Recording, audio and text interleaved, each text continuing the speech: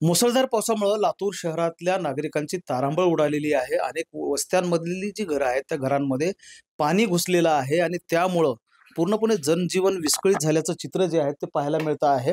अ, पटेल नगर असेल, नगर असेल किंवा खाडगाव रोडचा भाग असेल, इस्लामपुरा असेल, असे अनेक भाग आहेत ज्या भागातल्या नागरिकांची तारांबळ उडालेली आहे. घरामधले जे संसार उपयोगी साहित्य आहे ते पूर्णपणे पाण्यामध्ये भिजल्याचं चित्र जे आपण पाहतो आहोत. इस्लामपुरा भागातलं हे चित्र आहे.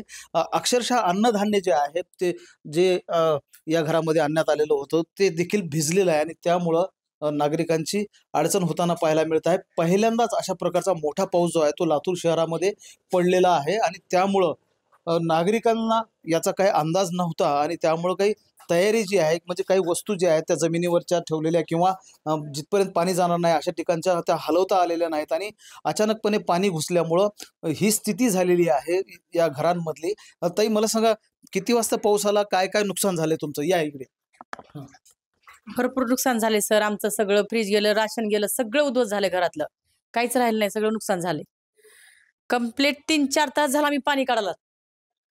जसं पाऊस आहे तसं पाण्याला दमच नाही. किती पाणी, भरपूर पाणी होतं घरामध्ये. सगळं गेलं, काहीच राहिलं नाही घरामधलं. आपण पाहतो आहोत की बघा ही डाळ वगैरे आणलेली आहे. किराणा सामान जे आहे ते आणण्यात आलेलं होतं आणि ते पूर्णपणे भिजलेलं आहे. गेल्या 3 तासांपासून त्या सांगतायत की पाणी घरातलं उपसण्याचं काम जे आहे ते सुरू आहे आणि एकूणच पूर्णपणे या घरांमध्ये जे आहे ते पाणी साचलेलं आहे. महेंद्र जोंधळे, टी9 मराठी, लातूर.